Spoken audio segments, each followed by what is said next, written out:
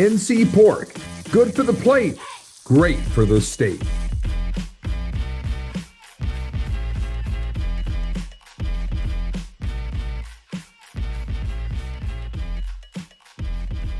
Our next guest once shot 51% from three-point range as a player in college basketball. He's been a successful head coach at Columbia and San Francisco and Washington State, and now we get to introduce him as the second-year head coach of the Stanford Cardinal. Coach, welcome to the North Carolina Sports Network. How are you? I'm doing great. Happy to be here. I know your dad was a Vietnam vet, and your mom was both a teacher and a librarian. That's good knowledge. Now, I know they didn't stay together, but they did raise you, Yes. and that's an unusual combination. How do you believe they helped shape the person you became? Very much so. My mom is very much the nurturing. Like I said, she taught kindergarten kids that weren't even ready for first grade come back to us. So that's important. Patience is very important being a coach. And then my dad's very analytical, very smart. Actually became a money manager. Cool. And evaluates companies, and therefore, so it's kind of a little bit of both, where that probably taps in my analytics side. And I loved, if you have a bad game or whatever, Mom texts you about how great you are. Bad game or good game. You're terrific. You're the best. That comes through every game. We all need that kind of support. One of your high school basketball coaches, I know I'm going into your archives, right, man, in Texas, after growing up on an Army base, Coach Smith, described you as, quote, tougher than a leather boot, which is pretty high praise anywhere, but especially in Texas. And you called it the highest compliment that any coach could give you. Why do you view it that way? It's just being toughness is really important, and I thank you, Randy Weisinger. He said that, and in fact, I'm going to put that on my tombstone. That's been a request. Here lies Kyle Smith. Tougher than a leather boot. I love it. Hey, there could be worse things on your tombstone. All right, you call your wife Katie a, quote, hero. And Stanford you described as the perfect place, not only for you, of course, as a basketball coach, but your son, Bo, has certain needs, and Stanford is a perfect fit. So tell us about those branches of your family. Well, my wife, I often refer to her as my better three-quarters. Awesome. Anyone's welcome to use that. I stole it. I stole it. Yeah, use it. And it's true. She's a backbone. Anyone that's surviving in this business has to have some people that really support you, and she's raised three boys, and Bo has special needs. He has autism. He's nonverbal, and Stanford's been an awesome place. We got people in place. Dr. Hardin, who's really we were able to have access and shown us a way to help him. And then also we have a great school for him there too.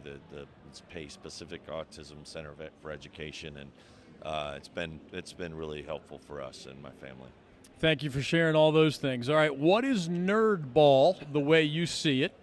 Is that a complimentary term? And then just as a follow-up to that, what are the other key elements? Because I know nerd ball is not the entirety of how you raise a basketball program. Nerd ball has been just fun. We've had fun with it in the sense that we quantify the intangibles. We watch every 5-on-5 situation or in some 4-on-4, and we grade it, and it's really derives from what football coaches do, but we just kind of took it to basketball. And then we certain values, and we give it, and we grade our guys at certain numbers, and they get A, B, C, Ds, and still like the classroom. So obviously it works well with the Columbia guys and now the Stanford guys. So I think in the recruiting process I say smart wins, and I always say like smart guys really like to know where they stand. That's why that's so great, and everyone likes to be called smart. So I figure it's a good tool. That's interesting because I've read more nerdball as sort of advanced analytics, but there's like a hand grading coaching aspect of it that kind of pours into the analytics. Absolutely, we do, and it's important it keeps our staff accountable because we work together, so we're not, arguing, advocating this player should be playing that. We all kind of watch it, and we grade it, and that's kind of the part of the secret sauce too. We hear more often in football than in basketball that it's hard to win at a high level university academically. The Cardinal you've only been there a year, but have been to only one NCAA tournament in 17 seasons. Do you believe there is some truth to that, especially in today's world, because with revenue sharing and NIL, it is much different than most of my career covering this stuff? Yeah, it's changed, but I really think it can be done at Stanford. If you look at the teams that have been really successful in the past, Now, obviously, rev shares changed it a little bit, but I think they had one team that was #1 in the country. I think they started out, won their first 20 games, and they had guys like Chris Hernandez, Matt Loddick, Nick Robinson, Dan Grunfeld, Rob Little. I didn't name any. They're all awesome. Right. They weren't NBA players, but they were Stanford guys, and they're doing great things. I think Josh Childress was on that team. He was, but he was hurt a lot. So it's like that can be done here, but it's going to take time of bringing in high school guys. We're starting to get a lot of success. It's our best, but it's going to take time to, we're playing against some 23, 24-year-olds, but our guys will be up to the task. One of my favorite quotes in the history of sports regarded your previous school, Washington State, which was, I think it was George Raveling said I know it's coming. It's not the end of the earth, but you can see it from here, right? Yes. I bring that up only because that's a hard place to win, and you Sure. did win there. I noticed that you brought in 3 transfers as you were entering the ACC, and prior to that, it had been 15 years since Stanford took a transfer in men's basketball. Was part of that part of the conversation that helped you, say yes to the Stanford job? Because it feels like with name, image, likeness, and the transfer portal, there's certain old ways of doing things that make it almost like tie a hand, if not 2 hands, behind your back. Yeah, no, it was important that they were willing to work with that, and we brought in some really great students too. They're good additions to the tapestry of Stanford. That it's good to have people from different backgrounds. That's at the same time as that we eventually want to move away from that. Like I said, those teams I mentioned, I think we'd like to bring high school guys in. It'll take a couple of years to fully mature as a team, but it's helpful to have those other options to add when necessary. I read another quote that I hope you'll elaborate on. I think I know, but I'd rather hear it in your words. You wrote that, or said that recruiting talent without thinking of fit and chemistry is a really dangerous road to go down.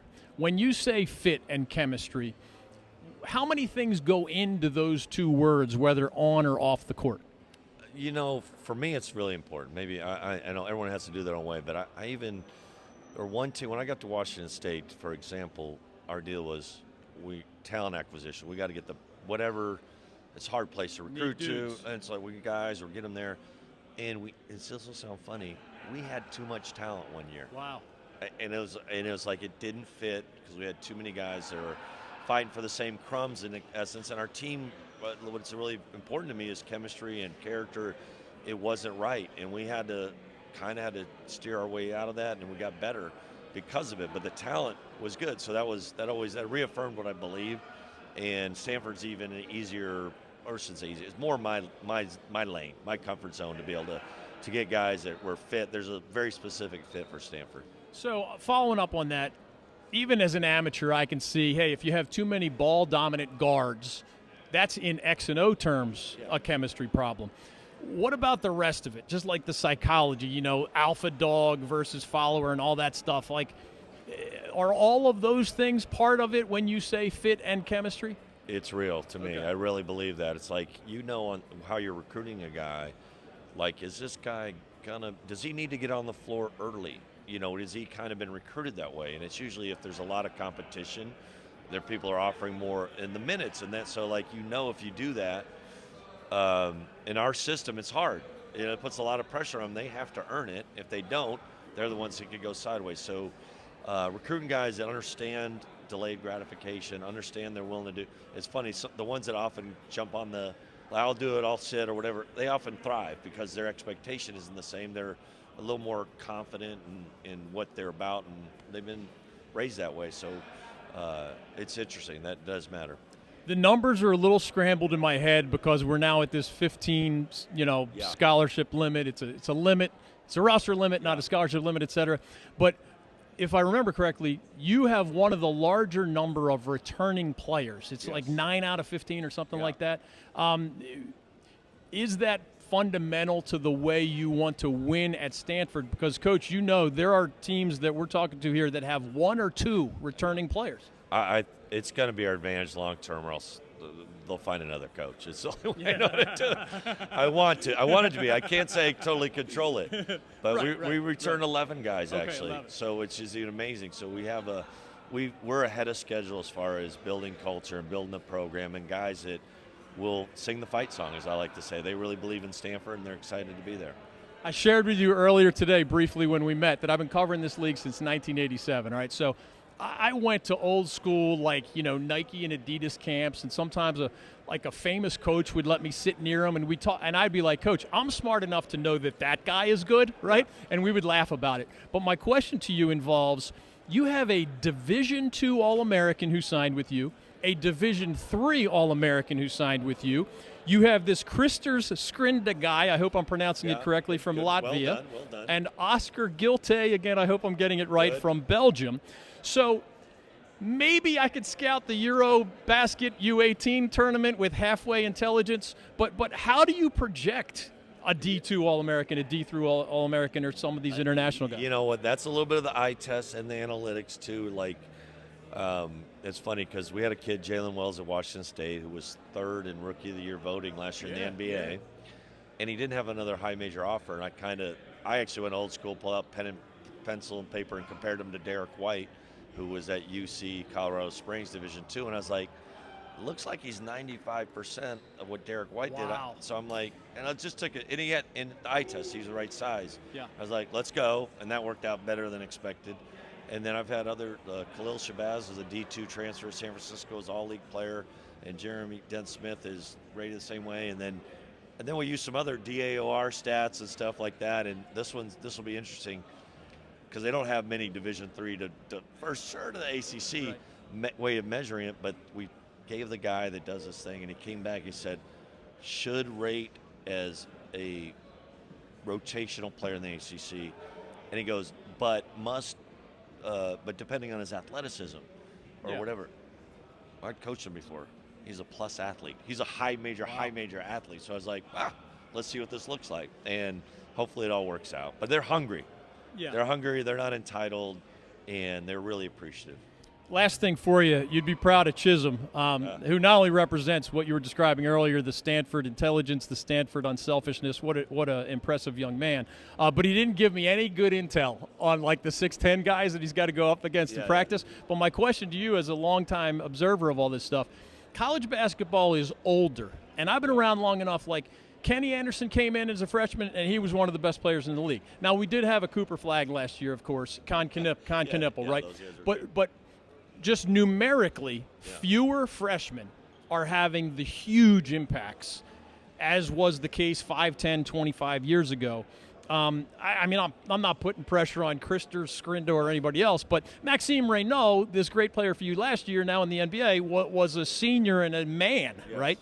Can anyone on your – I don't know who your best player is. Maybe you don't want to say that is. But Max was so good, you were a good NIT team knocking on the door of the NCAA tournament. Can you be what you want to be if a freshman is your best player? I think we can be the best we can be, which we'll see where that ends up. I think our goal is to improve where we were last year, and I think we're about the 80th best team in Ken Pom, which, to be honest, I think we could have been a little better. We won 21 games. Yeah. I think we can improve upon that. I'm hoping we can.